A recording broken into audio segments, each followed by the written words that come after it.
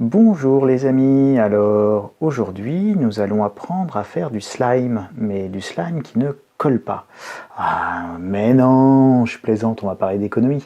Mais cette petite introduction m'a été soufflée par ma petite fille de 10 ans qui découvre les joies de YouTube et donc qui apprend à faire du slime qui ne colle pas et donc qui imite ce que devrait dire son papa dans ses vidéos YouTube. Voilà, donc c'était assez rigolo. Enfin, bon, bref, petite anecdote personnelle. Cette semaine, nous allons parler richesse, pauvreté, inégalité. En fait, on va surtout parler d'inégalité. Alors, le titre déjà, c'est tout un programme, l'escroquerie de la lutte contre les inégalités. Je vais vous demander d'avoir la gentillesse, la bienveillance et la patience de suivre le raisonnement jusqu'au bout. Encore une fois, ce sont des pistes de réflexion, vous allez voir, c'est gênant, c'est fait exprès.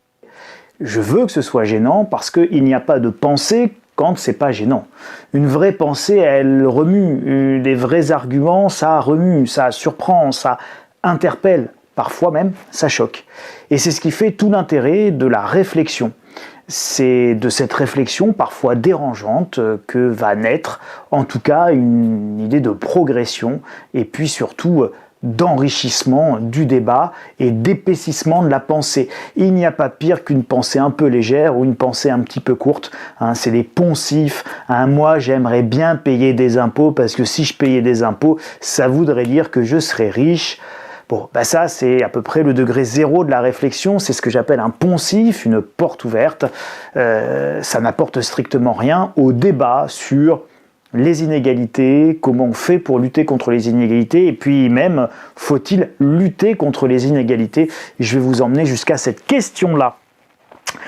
Alors, d'abord, je voulais vous parler du théorème de ma femme, qui a un grand théorème pour les plus vieux, qui, comme moi, ont plus de 40 ans, se souviennent de la publicité, vous voyez, c'est sur le site de lina.fr, donc ça ne nous rajeunit pas, mais des frites McCain, c'est ceux qui en mangent, c'est ceux qui en parlent le moins, qui en mangent le plus.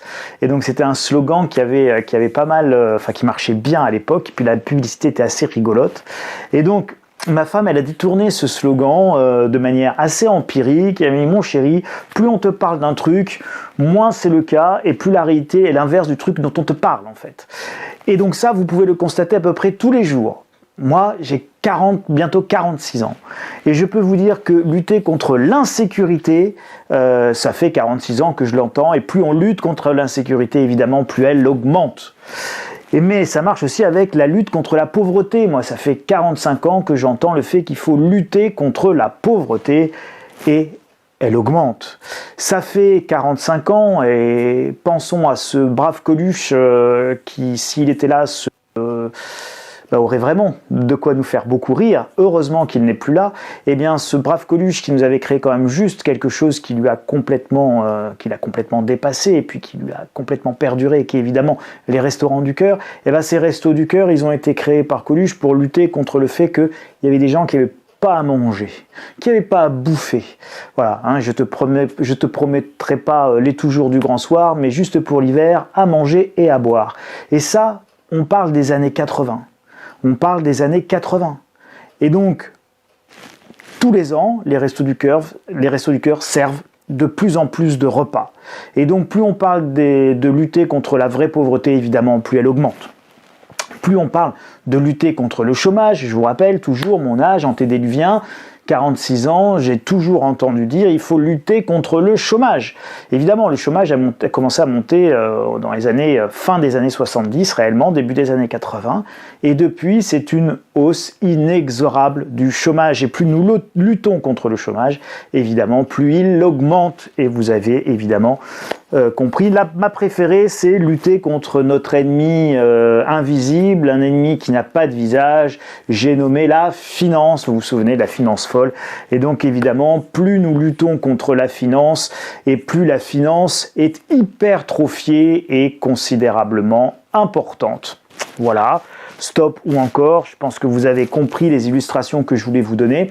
Plus on parle de quelque chose, et moins cette chose est vraie, et plus on vous parle de la lutte contre les inégalités, et moins cette lutte contre les inégalités, aussi belle soit-elle, aussi cucugnangnang soit-elle à souhait dans le monde des ouin-ouin, eh bien évidemment, plus nous parlons de lutte contre les inégalités, en réalité, plus nous les cultivons et plus elles augmentent, ces inégalités.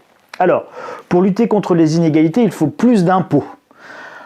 Ça, c'est un truc, voilà, il n'y a qu'à augmenter les impôts, et donc, il y avait le président Queuille qui avait fait une phrase sur le fait qu'il n'y avait aucun problème, qu'une absence de solution ne pouvait régler, un vieux président de la République, et donc que j'ai un petit peu détourné sa maxime en disant « Dans ce pays, il n'est pas de problème qu'un nouvel impôt ne finisse, dont un nouvel impôt ne finisse par venir à bout. » Donc évidemment, à chaque fois qu'il y a un problème, on crée un nouvel impôt. Je vais vous raconter ma vie personnelle 2 petites secondes. Par chez moi, évidemment, on est inondé, enfin on n'était pas, maintenant on est inondé, et donc ça fait qu'à chaque fois qu'il y a des gros orages, et bien évidemment la chaussée, les trottoirs, etc., tout ça, ça déborde, l'eau elle dévale, on est dans une pente, l'eau elle dévale, ça déborde de la chaussée, évidemment, ça vient inonder la cave. De l'importance des greniers construits par nos anciens qui quand même savaient que des fois les caves c'était humide et que ça débordait. Et donc, par chez nous, les mamamouchis quand même ont pris vraiment le problème à bras le corps. Ils se sont dit, on ne peut plus laisser ces inondations se faire. Il est intolérable que nos concitoyens soient inondés. Et donc, nous avons comme un seul homme pris le sujet à bras le corps, les mains dans mon porte-monnaie, et nous avons créé la taxe Gemapi pour, c'est beau là, Gemapi, la gestion des milieux aquatiques et la prévention des inondations. Gemapi, voilà, pour prévention des inondations. Donc, sachez que maintenant, votre serviteur ici présent est toujours inondé quand il y a des orages, mais j'ai le portefeuille et le porte-monnaie allégés par nos mamamouchis, qu'ils soient nationaux ou locaux. C'est la même logique. Il n'y a évidemment dans ce pays pas de problème dont un nouvel impôt ne finisse par venir à bout. Sauf qu'en fait, les impôts viennent à bout de la richesse collective et finissent par créer de la pauvreté. Et c'est ce que je vais essayer de vous, non pas montrer ou de vous convaincre, c'est pas du tout le but du jeu. Encore une fois ici, votre réflexion libre, pleinement et entièrement libre, et justement pour qu'elle soit libre, je vous donne de l'information, je vous partage des raisonnements, et puis ils doivent évidemment être critiqués de manière pertinente en dessous pour enrichir le débat et les pensées de chacun. Je suis allé, ça c'est le site de l'INSEE. Pour lutter contre les inégalités, il faut plus d'impôts. Est-ce que ça marche? Et donc, je suis allé sur le site de l'INSEE et j'ai pris le truc basique qui est l'indicateur de pauvreté de 1996 à 2017. Alors, j'aurais aimé le trouver et pouvoir vous le faire sur un temps plus long parce que vous auriez vu qu'en fait, sur cette période-là, la pauvreté ne diminue pas, mais elle augmente pas. Mais si, bon, bref, c'est pas grave. Ce qui est très intéressant, c'est de regarder. En 1996, on était à 14,6% de taux de pauvreté. Et aujourd'hui, en 2017, on est à 14,1%. Là, on va augmenter avec la crise du Covid, etc. Évidemment, les chiffres de 2017, ils vont être dépassés. On va dépasser certainement le record de 1996, qui était de 14,6%. On va sans doute être à 15%, peut-être même 16%. Mais bon, c'est pas évident quand même qu'on explose tant que ça. On devrait dépasser, mais si l'État continue à faire l'open bar en termes d'aide sociale, ça va pas trop exploser. En tout cas, on va sans doute augmenter, dépasser, mais on devrait rester dans des chiffres, j'ose à peine dire tolérables, mais bon. 96, 14,6, 2000, 13,7, 2004, 12,7. Ce qu'il faut savoir, c'est que là, cette baisse où on passe de 14 à 12, vous avez de la croissance économique sur cette période. Et c'est pas notre lutte contre la pauvreté qui la fonctionne, c'est la croissance économique, la bulle Internet, l'arrivée de la bulle Internet qui va donner de la croissance très forte de 1997 à 2003-2004. La croissance économique est forte. C'est l'une des plus fortes de la période récente. En plus, on a les attentats du 11 septembre 2001, l'explosion de la bulle Internet en mars 2000, les attentats du 11 septembre 2001, et donc les taux d'intérêt sont également très baissés et ils se rapprochent très fortement de zéro. Et donc, cette grosse baisse des taux d'intérêt va stimuler très fortement l'économie. D'ailleurs, c'est pour ça qu'en 2008, 2007, nous allons avoir la crise des subprimes, 2008, la crise économique, et là, ça repart. On était descendu à 12,7 en 2004, et en 2008 on remonte à 13,2, et en 2012 à 14,2. Et oui, donc ça c'est la crise ici, la remontée du taux de pauvreté, elle est liée à la crise que beaucoup d'entre vous ont vécue et qui est la fameuse crise des subprimes qui a eu lieu maintenant il y a presque 12 ans, 12-13 ans. Et puis après ça va commencer à baisser à partir de 2012, très légèrement, 14,2, 14, et puis finalement ça remonte 14,1 euros. On est stable parce que la situation économique est pas bonne et donc on n'arrive pas du tout à faire baisser le taux de pauvreté. Et donc finalement de 1996 à 2017, on va dire à 2020, il ne s'est rien passé sur le taux de pauvreté, c'est toujours le même. Alors vous allez me dire, oui mais Charles, regardez, 875 euros, c'était le seuil de pauvreté mensuel en euros en 96, 1041 euros en 2017, ben oui, mais en données corrigées de l'inflation, les amis, et bien évidemment, on est pauvre à 1040 euros, oui effectivement, c'est pas quand même, c'est pas Byzance, hein, et c'est pas tous les soirs la bamboche avenue Montagne. Donc en gros, les inégalités ne baissent absolument pas quand on regarde sur le temps long. Les inégalités sont profondément constantes, voire même évidemment, elles augmentent. Donc c'est la seule chose qu'on puisse dire objectivement, quand on regarde les chiffres de l'INSEE, c'est que les inégalités baissent très légèrement quand la croissance économique est là et elles remontent assez légèrement aussi quand la croissance économique n'est pas là, en restant relativement stable autour d'une moyenne de 13%. Ça, c'est ce qu'on peut dire. Et pourtant, cette pauvreté qui n'augmente pas, la France, on est là, on est les champions du monde, hein, Danemark, Suède, Italie, Grèce, Pays-Bas. Non, en fait, au-dessus de nous, il y a la Corée du Nord. Hein, donc, il y a le seul pays où vous avez plus d'impôts qu'en France, c'est la Corée du Nord. D'ailleurs, vous avez pas vraiment beaucoup de liberté en Corée du Nord et certains mamamouchis ici s'appliquent consciencieusement, loi après loi, à faire en sorte qu'on ressemble de plus en plus à la Corée du Nord, également sur les libertés individuelles. Donc, la France, 46,2% de recettes fiscales de prélèvement sur le PIB. Alors, pourquoi je voulais vous parler des inégalités? Parce qu'en fait, jeudi ou vendredi, il y a un nouveau rapport qui est sorti. Pour lutter contre les inégalités, il faut plus d'impôts. Rétablissons l'ISF. C'est un nouveau rapport qui est sorti. Et donc, les chiffres sont absolument hallucinants. La gauche du Sénat s'empare d'un nouveau rapport sur la suppression de l'ISF. Alors ça, c'est vrai, effectivement, Macron a supprimé l'ISF. Il a supprimé l'ISF et puis il a supprimé l'ISF et il a mis l'IFI à la place, l'impôt sur la fortune immobilière, qui, soit dit en passant, sachez que cet impôt-là rapporte plus que l'ISF, donc les pertes fiscales sont quand même pas considérables pour l'État. Alors, je voulais juste vous poser un petit raisonnement quand on parle de l'ISF. Quand on parle de l'ISF, qu'on dit l'ISF est un impôt juste. C'est sans doute l'impôt le plus injuste qui soit. Il peut sembler juste comme ça, mais il est en réalité très injuste. Pourquoi il est très injuste? Parce qu'il ne faut pas oublier quand même que faire la générosité avec l'argent des autres, ça revient quand même à aller prendre l'argent chez les autres. Mais ces gens-là, si ils ont travaillé et que cet argent est évidemment bien acquis, ils n'ont volé personne. C'est ceux qui vont en bénéficier de leur argent qui sont plutôt en train de les voler.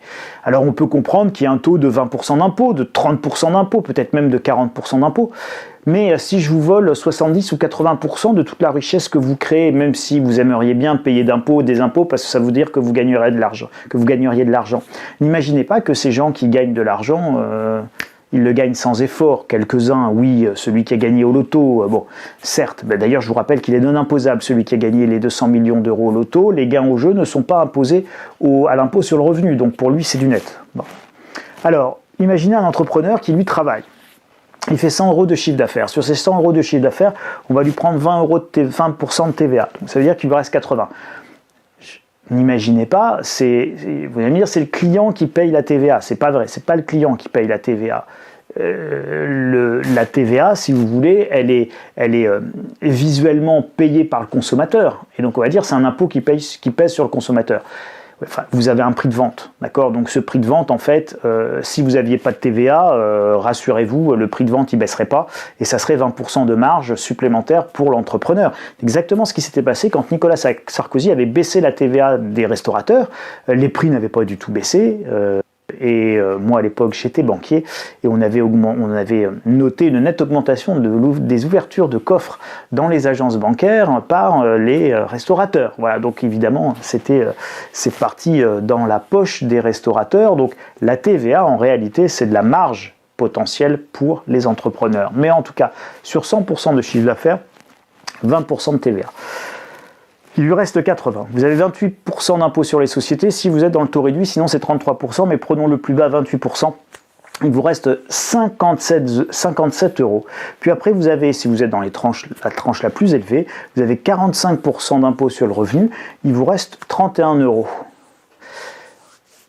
Vous avez été taxé à hauteur de 70%. Je ne vous ai pas pris là votre taxe d'habitation, votre taxe foncière, je ne vous ai pas pris les autres taxes que vous êtes amené à payer dans la vie de tous les jours, les taxes que vous avez sur l'essence, bon, bref, toutes les taxes possibles, la GEMAPI, dont je vous parlais tout à l'heure, donc toutes les taxes possibles, et puis après, vous avez évidemment les taxes sur les dividendes, sur le rendement, c'est-à-dire que vous avez réussi à épargner un peu d'argent, puis si vous épargnez de l'argent, et bien vous avez des intérêts, des dividendes, et bien à ce moment-là, ils sont taxés également, et puis vous avez l'IFI, quand vous avez quand même réussi à mettre de côté, et puis maintenant rétablir l'ISF, et puis enfin, je rappelle quand même les taxes sur les successions, qui en ligne indirecte, peuvent aller jusqu'à 60% du patrimoine que vous léguez.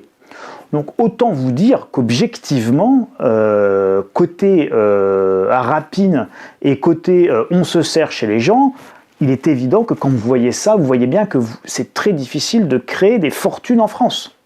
C'est très compliqué de créer des fortunes en France quand vous voyez ça. C'est évident. Vous êtes surtaxé à tous les niveaux. Donc, qui dit qu'il n'y a pas de grosses fortunes qui se créent, dit aussi, non pas laisser tomber la théorie du ruissellement, c'est effectivement complètement fumeux, mais je ne vous parle pas des grands milliardaires, ceux-là, ils n'ont aucune utilité économique. Je vous parle de ce que moi j'appelle les petits riches, c'est-à-dire l'entrepreneur qui est capable de créer une société qui va employer 50, 100, 200, 300, 400 000 personnes. Et donc, c'est tout ce tissu de PME, PMI, d'ETI, les entreprises de taille intermédiaire, qui évidemment manque cruellement à la France par rapport à l'Allemagne par exemple. Et donc l'une des raisons de ces différences entre France et Allemagne, de maillage de TI, eh bien c'est fondamentalement la fiscalité et les successions, puisqu'en fait nous à chaque génération, voilà, on se balaye, on s'auto-castre et on s'auto-détruit nos propres créations, on se met des effets de seuil et donc évidemment les entrepreneurs ne veulent pas dépasser certains seuils, ça se comprend bien. Alors, l'ISF est un impôt qui est techniquement valable, mais en Corée du Nord. Voilà. Et pourquoi en Corée du Nord? Parce que la Corée du Nord, c'est un pays qui est fermé. Donc, évidemment, je peux en plus vous taxer encore plus fortement si j'ai envie. Donc là, on paye 70%, on pourrait payer 90% d'impôts sur tout ce qu'on gagne. Bon, à un moment donné, rassurez-vous, quand il en reste plus assez, les gens ils arrêtent de faire des efforts. Et quand les gens arrêtent de faire des efforts, il arrive, ce qui arrive d'ailleurs en Corée du Nord et ce qui était arrivé en ex-URSS et qui avait provoqué l'effondrement de l'Union soviétique, c'est évidemment qu'en l'absence d'incitation positive, les gens arrêtent de travailler, arrêtent de produire. Et puis, salaire de merde, travail de merde. Donc le salaire de merde, qu'il soit parce que le salaire est faible ou parce que l'effort soit très fort et l'imposition très fort aussi, peu importe, à la fin il ne reste pas grand-chose, les incitations ne sont pas extraordinaires et donc on laisse tomber. Alors l'ISF, l'impôt sur la fortune, totem d'une gauche qui n'a plus grand-chose à dire socialement, est un impôt qui est techniquement complètement stupide. Et il est stupide parce que vous êtes dans un monde ouvert. Donc évidemment, si vous êtes un petit riche, ce que j'appelle la classe moyenne supérieure, la classe moyenne supérieure, vous ne pouvez pas partir, évidemment. Donc ceux-là, vous rassurez-vous, ce sont eux qui se font tout le temps le plus rincer, mais les vrais riches, ceux qui sont vraiment très très riches, qui peuvent se faire payer des fiscalistes, voire même s'expatrier, évidemment, eux, ils s'expatrient, ils vont se faire tartiner ailleurs, et sous des cieux plus cléments, le paradis fiscal n'existe qu'en miroir de l'enfer fiscal. Et donc c'est parce que vous avez un enfer fiscal comme la France que vous avez en comparaison évidemment des paradis fiscaux.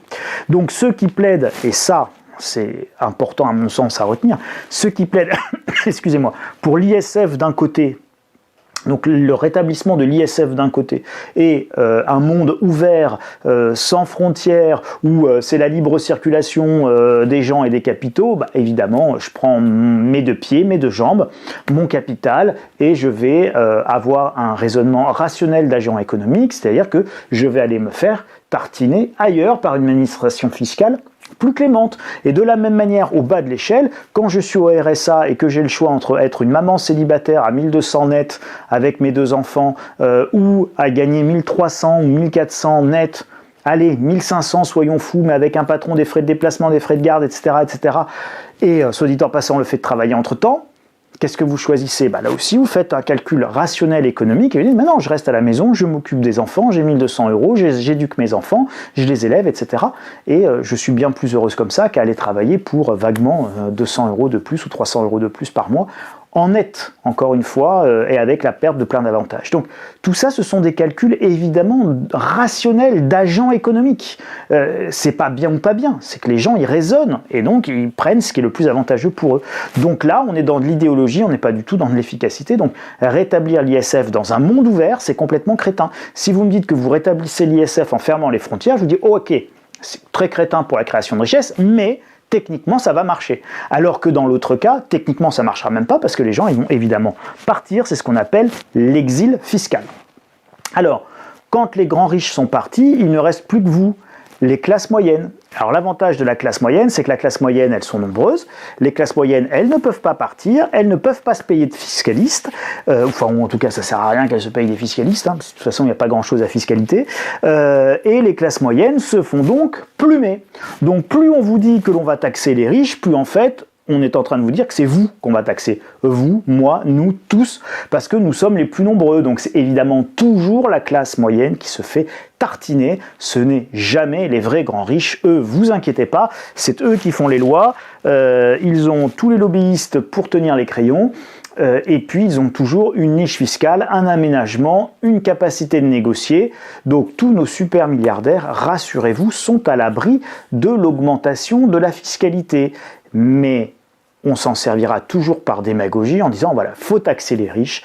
Et puis évidemment, c'est les petits riches qui se font taxer. Or ça, les petits riches, ils font tourner un pays. Et un pays qui économiquement ravage ces classes moyennes est un pays qui se suicide économiquement. C'est valable politiquement, c'est valable économiquement. Quand la classe moyenne, c'est ce qui architecture un pays, c'est sa colonne vertébrale, ce sont toutes les professions intermédiaires, c'est tout ce qui fait tourner la société, de l'agent des impôts au policier en passant par le prof, le cadre moyen dans une entreprise, etc. etc. Tout ça, le consultant, bon bref, tout ça c'est ce qui architecture votre société, et si vous ratatinez les classes moyennes, eh bien, évidemment, vous cassez votre société. Alors, après, il y a l'ISF, comme les successions, cela permet de lutter contre les héritages. Mais en quoi hériter c'est mal? Vous héritez de plein de choses en fait. Hériter est quelque chose de naturel. On hérite du patrimoine génétique de ses parents. C'est profondément inégalitaire. Il y a des parents intelligents, des parents crétins, des parents grands, des parents pas grands, des parents tout petits, des enfants qui seront petits, d'autres grands, enfin bref. Et j'en passe et des meilleurs, donc on hérite du patrimoine génétique. On hérite d'un pays, hein. On est ici, on est de là-bas, on est d'ici, et donc c'est extrêmement inégalitaire. Celui qui va naître, le nom m'échappe, mais enfin bon, c'est cette île à côté de la République dominicaine, enfin bon bref, qui est Haïti, voilà. Bon, celui qui va naître à Haïti, c'est quand même pas la même chose que celui qui naît à Paris, quoi. Et celui qui naît même dans la pire des banlieues parisiennes ou des banlieues lyonnaises, c'est peut-être pas pire que de naître à Haïti. Donc évidemment, votre lieu de naissance est profondément inégalitaire. Le quartier, celui qui va naître dans le 16e, ou celui qui est arrondissement avec une petite cuillère d'argent dans la bouche, ou celui qui va naître dans le fin fond d'une banlieue ou d'une campagne, c'est évidemment inégalitaire, de même que la scolarité sera inégalitaire. Vous imaginez pas que les profs ils soient bons partout, il y a beaucoup de mauvais profs et quelques très bons lycées, vous avez de très bons profs, mais la grande masse, c'est juste pas terrible. Bon. Et puis on a une espérance de vie qui est inégalitaire, des usages et des modes de vie qui sont inégalitaires, des métiers qui sont inégalitaires, des pénibilités qui sont inégalitaires. Donc voilà, je vous fais pas toute la longue liste. Soit deux enfants de même parents qui héritent, l'un fait fructifier, l'autre dépense tout en faisant la bamboche avenue Montaigne, et donc même face à l'héritage, on va être totalement inégalitaire. Et en réalité, vous allez voir que l'héritage n'est pas du tout un problème. D'abord parce qu'il est déjà fortement taxé, rassurez-vous, nous sommes France, et qui n'échappe pas à la rapacité de Bercy. Et c'est surtout que de manière naturelle, vous avez à peu près les 3/4 des héritages qui sont dépensés par les héritiers. Donc de toute manière, ça vient même irriguer l'économie d'une manière sans doute plus efficace que ce que fait l'État. Évolution du nombre de demandeurs de RSA, plus on augmente les impôts, la pression fiscale, et plus le RSA il fait quoi? De 1988 à 2018, le nombre de demandeurs de RSA. Donc RMI au départ, RSA après. Donc vous voyez qu'année après année, ça augmente inéluctablement. Plus je lutte contre la pauvreté, plus j'augmente les impôts, plus je crée de la trappe à pauvreté, plus je crée de l'inégalité et plus je crée du malheur. Voilà, et d'ailleurs ce pays est complètement dépressif. Plus j'augmente la fiscalité et plus je diminue le nombre de lits dans les hôpitaux. Donc non seulement j'augmente la fiscalité, mais en plus le service rendu diminue. Vous savez que c'est ça, 70 000 lits supprimés en 15 ans, source quotidien du médecin. Vous êtes là dans le problème des gilets jaunes. C'est-à-dire que les gilets jaunes, c'est ça que ça dit. Le mouvement des gilets jaunes, qu'on n'aime pas, qu'on soit pour. Moi, j'ai une grande tendresse pour ce mouvement que j'estime d'abord profondément populaire et profondément sain, justement, pour pointer le grand problème dans les inégalités. C'est que plus on taxe, moins on a de services rendus et plus on a d'inégalités. Je reprends, ça, c'est le nombre de demandeurs de RSA. Ça, c'est la baisse du nombre de lits. Et entre-temps, on se fait tartiner à tous les niveaux par les impôts qui n'ont jamais été aussi élevés et on est premier. Souvenez-vous, le classement de l'OCDE, c'est en France que la pression fiscale est la plus importante et c'est en France qu'on a les services les plus pourris. Donc la question des gilets jaunes, c'était hey, stop. Et où passe le pognon? Donc il y avait une remarque et une question. Stop. Et où passent nos sous? Où passent nos impôts? Où passe notre argent? Et c'est quand même une sacrément bonne question. Et cette question, elle n'a pas été répondue, ni vite répondue, ni du tout répondue d'ailleurs pour le moment. Évolution, donc ça c'est une erreur dans le titre. Là c'est l'évolution du taux de prélèvement obligatoire des administrations publiques. Et donc regardez, depuis 1959 jusqu'en 2007 ici, et donc là en fait on est à peu près à 44, ici c'est 44, je ne sais pas si vous verrez, on est en réalité, souvenez-vous, OCDE 46,2, donc je vous ai mis une petite flèche, aujourd'hui en 2020 on est au-dessus de ce dernier trait noir ici, donc la petite flèche qui est là, et donc on est évidemment dans une tendance haussière. Donc on reprend, plus je paye d'impôts, plus je crée de la pauvreté, moins j'ai de services rendus avec les hôpitaux, mais vous pouvez le faire avec tout, l'éducation nationale qui est l'ombre d'elle-même, etc., etc. Et moins j'ai et plus j'ai évidemment d'impôts. Alors, pourtant, j'ai de plus en plus de dettes, comme la petite bébête qui monte et qui ne descend pas. 1996, 56% de dette sur PIB. 2018, 99, prévision fin 2020, 120% de dette sur PIB, donc je vous ai fait un petit montage avec la petite flèche qui est là. Syndrome McCain, plus ils nous en prennent, moins ça marche, plus ils nous prennent notre pognon, moins ils savent bien l'utiliser, c'est effrayant. Pour résumer, rendre les riches pauvres ne rendra pas les pauvres plus riches. Je reprends, rendre les riches plus pauvres ne rendra jamais les pauvres plus riches. Et ça, c'est ce que vous montrent tous les chiffres que vous avez là. Et ça vous le montre sur, pas 5 ans, pas 10 ans, ça vous le montre sur minimum 30 ans. D'accord? Et en fait, ça marche sur 40 ans, ça marche sur 50 ans. Plus on vous prend d'argent, plus il y a de fiscalité et plus c'est terrible. Et d'ailleurs, je vais même vous dire, là, si vous prenez la pression fiscale, c'était quand on payait moins de 35% d'impôts, on va dire. Donc de 1959 à 1975, on paye moins de 30% d'impôts. Et ça s'appelle les 30 glorieuses. Donc là où ça a été glorieux dans notre pays, c'était quand l'État nous foutait la paix. Et donc plus l'État se mêle de tout, et plus l'État emmerde les gens, et plus l'État est étouffant, et plus l'État fait des règles pour tout, contrôle tout, vérifie tout, demande un CERFA, un document, des formulaires pour tout, et moins ça marche évidemment. Ça s'appelle un effondrement sous la complexité. Alors quoi faire? Donc foutre la paix aux Français évidemment, mais c'est pas tout. Cessez de croire que plus d'impôts c'est plus d'égalité, c'est pas vrai. L'égalité ne naît pas du taux d'imposition, mais de l'accès au savoir. Et je vais vous en parler après. La croissance économique est la seule technique réellement valable pour réduire la pauvreté. Et n'imaginez pas que je sois un défenseur de la croissance économique, du toujours plus d'achats de bidules qui ne servent à rien avec de l'argent que nous n'avons pas. Nous pourrions parler, il faudrait faire une vidéo là-dessus, sur les différentes typologies de croissance économique. Et évidemment, il y a plein de croissance économique possibles et imaginables, y compris des croissances où on réaménage notre territoire, où on privilégie des circuits courts, où on met en place une fiscalité qui est extrêmement forte, mais qui est une fiscalité environnementale, où on taxe le produit qui vient de très très loin pour détaxer le produit qui est fait ici, où on taxe par exemple l'achat du neuf. On peut imaginer une TVA, je vous parlais tout à l'heure de la TVA à 20%, mais imaginons une TVA à 80% sur un iPhone, moi ça ne me pose aucun problème, mais en revanche, il n'y a pas de taxe et il n'y a pas de charge sociale sur le travail de réparation ici, pour que le gars qui répare gagne sa vie, il la gagne bien, et que vous, économiquement, ce soit rentable, évidemment, de faire réparer, et que la réparation, le coût de la réparation soit accessible, par exemple. Donc, on peut imaginer tout ça. Donc, il y a plusieurs modèles de croissance.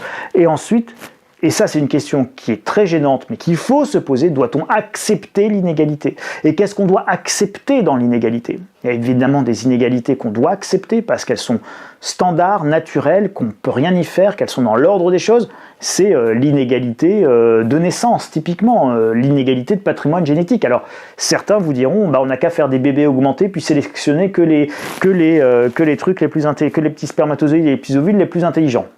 Bon, c'est une manière de voir. Moi, je pense que ces inégalités-là, il faut les accepter, mais qu'en revanche, ce qu'on ne doit pas accepter, c'est l'absence d'ambition au niveau scolaire. Donc, c'est comme l'immobilier, d'accord, l'emplacement, pour réduire les inégalités, c'est l'instruction. Le savoir, l'ambition et encore l'ambition collective de notre société pour faire des citoyens éduqués, instruits, et ça, quand on a fait des citoyens instruits et éduqués, on a fait des pénibles, on a fait des chiants, on a fait des gens qui réfléchissent, on n'a pas fait des abrutis. Et donc évidemment, quand on n'a pas fait des abrutis, on se crée des problèmes politiques. Donc on a évidemment envie de faire des abrutis, et la tendance, elle est à vouloir faire des abrutis et des générations d'imbéciles plutôt que des gens qui réfléchissent, parce que c'est beaucoup plus facilement malléable et manipulable, un abruti. Et là non, la première résistance intellectuelle, c'est de se former, c'est d'apprendre, c'est de rendre l'accès au savoir possible pour le plus grand nombre, évidemment. Et cette ambition scolaire, elle devrait être énorme. C'est le siècle de la connaissance et on fabrique des abrutis par millions. Travailler beaucoup. Voilà, faut pas s'imaginer que on s'instruit sans travailler, qu'on crée de la richesse sans avoir beaucoup travaillé et sans travailler beaucoup. À un moment donné, dans la vie, il faut beaucoup travailler. Et quand on est très très paresseux, voilà, quand on est moins courageux, c'est une inégalité. Et ça, le courage, des fois, ça s'enseigne pas complètement. Ensuite, les effets cumulés de l'effort dans la durée, il ne faut pas les oublier. Quand je travaille beaucoup pendant très longtemps, évidemment, j'ai un effet cumulé qui est très important. Quand je fiche rien pendant très longtemps, j'ai aussi un effet cumulé, mais inverse, évidemment. Donc, vous avez un effet ciseau entre celui qui a travaillé très beaucoup pendant très longtemps et celui qui ne fout rien depuis très longtemps. Au fur et à mesure où le temps passe, évidemment, l'écart entre eux, il s'écarte. Et il faut le dire, ça. Faut le dire. C'est pas... Vous avez le droit de rien faire. On a le droit de rien faire. Personne n'a le droit de... C'est ça la liberté d'ailleurs. Le gars qui est punk à chien avec son fourgon et qui a envie de regarder le lever de soleil et d'avoir aucune contrainte et de certainement pas se mettre une cravate ou un bleu de travail pour aller travailler, c'est son droit le plus strict. Et ni vous ni moi, on est en droit de lui dire la manière dont il doit vivre sa vie justement. Et la vraie tolérance, c'est ça. Chacun doit pouvoir vivre sa vie comme il l'entend. Mais en général, le punk à chien, il vient pas vous dire salaud de riche. Quoique, voilà. Mais s'il vient vous le dire, c'est complètement dépassé et déplacé de sa part. C'est-à-dire, il fait un choix, l'autre a fait un autre choix, ces choix divers font des vies qui sont très divergentes, très différentes. C'est pas mieux ni moins bien, c'est différent. Et il ne faut pas vouloir dire qu'on va aller prendre le riche qui a beaucoup travaillé pour que le punk à chien il puisse continuer à punker avec son chien dans son coin, quoi. C'est son choix, c'est sa vie, c'est son problème, c'est sa responsabilité. Donc à un moment donné, il faut réapprendre l'effort, la réalité de l'effort, du courage, de la constance. Et si vous ne l'apprenez pas, et si vous dites au gamin non mais t'inquiète pas que tu travailles ou pas, de toute façon tu auras ton bac, tu vas passer, machin, il n'y a pas de redoublement, il n'y a pas de sanction, il n'y a jamais rien, vous ne vous rendez pas service, parce qu'en réalité vous reculez, vous reculez le temps de la rencontre violente avec le mur de la réalité. Dernière petite chose, les milliardaires français, donc c'était une étude de Forbes, 65% des milliardaires sont des entrepreneurs qui sont partis de rien. Et en France, en fait, donc ça c'est dans le monde, et en France c'est que la moitié. Donc c'est en France, pays où on paye le plus d'impôts, qu'il y a le plus de milliardaires par héritage. Donc en fait, notre système est en réalité encore plus inégalitaire que le reste du monde, puisque chez nous, vous avez moins de chances de devenir milliardaire en entreprenant que dans le reste du monde. Vous avez beaucoup plus de chances de le devenir en héritant que dans le reste du monde, où très majoritairement, les milliardaires sont des gens nouveaux. Avouez que, donc de nouveaux entrepreneurs qui s'étaient partis de rien. Avouez que c'est quand même assez saisissant quand même. Hein. Alors, conclusion, formez-vous. Formez-vous beaucoup parce que l'instruction et le savoir, c'est évidemment la clé. Travaillez beaucoup parce qu'il y a les effets cumulés évidemment du travail dans une longue durée. Pensez en temps et en taux horaire. Moi j'ai eu sur une dernière vidéo, oui mais moi je connais des gens, ils travaillent beaucoup et puis plus ils travaillent et ben moins ils gagnent. Et ben oui, parce qu'effectivement le taux horaire c'est quelque chose d'important et que travailler beaucoup mais travailler pour pas beaucoup, ça fait toujours pas beaucoup à la fin. Et quand vous travaillez 60 heures par semaine, ce qui est plus que ce qui est 10 heures de travail par jour, 6 jours par semaine, ça fait 60 heures par semaine. Donc vous imaginez, c'est énorme. On va dire que c'est le plafond pour à peu près réussir à tenir physiquement. Donc si vous travaillez au maximum 60 heures par jour, par semaine à 10 € de l'heure, vous gagnez maximum 600 € par semaine. Et donc sur 4 semaines, c'est bien, 6 x 4, 24, 2400 €. Mais enfin bon, ça ne fait pas de vous quelqu'un de riche et pourtant vous travaillez 60 heures par semaine. Donc effectivement, il y a ce que l'on fait et puis il y a la manière dont on le fait. Et la manière dont on le fait, c'est le taux horaire. Et donc c'est pour ça que pour améliorer son taux horaire, il faut penser en termes de rareté, d'utilité, de besoin et donc de compétences et donc de formation. Plus une compétence est rare, plus elle est chère, plus le taux horaire de cette compétence est élevé, ou si vous répondez à un besoin que les gens ont massivement et que vous êtes le seul à fournir parce que c'est rare et que c'est très utile, et ben vous allez vendre votre produit extrêmement cher et donc pareil, votre taux horaire sera très très bon. Pensez en termes de scalabilité, est-ce que vous avez un client ou 1000 clients, c'est pas la même chose. Si je suis professeur à faire des cours particuliers, bien, même si je vends à 20 € mon cours particulier qui est en dehors des heures d'école, machin, etc. Bon, maximum, je fais 10 heures de cours en soirée, 2 heures, machin, etc. Bref, 10 heures de cours par semaine à 20 €, 200 €. Je ne peux gagner que 200 € maximum par semaine. Alors que si je donne des cours en ligne à plusieurs élèves, et ben peut-être qu'effectivement, je peux me démultiplier, donc augmenter mon taux horaire en ayant plus d'élèves en même temps, à distance par exemple. Épargner, placer, protéger vos sous. Donc moi si je roule en Dacia, c'est que évidemment je ne veux pas dépenser de sous dans ma voiture, pas parce que je ne peux pas dans l'absolu m'acheter une plus belle voiture, mais parce que si je m'achète une plus belle voiture, je m'achète un centre de coût, je m'achète pas un centre de profit, et donc je me retire de l'effet de levier, de l'effet d'épargne, pour pouvoir, par exemple, dans quelques années, financer les études supérieures de mes enfants. Et donc, les études supérieures de nos enfants, c'est quelque chose qui va coûter, par exemple, de plus en plus cher. Et évidemment, ne regardez pas la télé. 9 ans de vie passés devant la télé en moyenne. Voilà, donc on passe 9 ans de vie. Évidemment, voilà pour ces quelques pistes de réflexion, inégalité, richesse, etc. Forcément, c'est déjà très long et pourtant, on pourrait en parler pendant encore plus longtemps et ça pourrait être extrêmement enrichissant. Donc, continuez le débat dans les commentaires. Un grand pouce bleu et mon gros doigt bleu si cette vidéo vous a plu, partagez-la. Inscrivez-vous au Grenier de l'Écho sur le site insolentiae.com. Et puis d'ailleurs, ceux qui veulent aller plus loin, vous avez marre d'être riche, marre d'être pauvre, comment devenir riche, ça c'est les abonnés à la stratégie, vous l'avez, c'est dans la méthode, c'est le document, c'est la méthode infaillible pour arrêter d'être pauvre. Voilà. Les amis, prenez bien soin de vous, je vous souhaite de belles et de bonnes réflexions, de beaux échanges en dessous, et puis je vous dis à la semaine prochaine, prenez bien soin de vous, salut les amis, au revoir.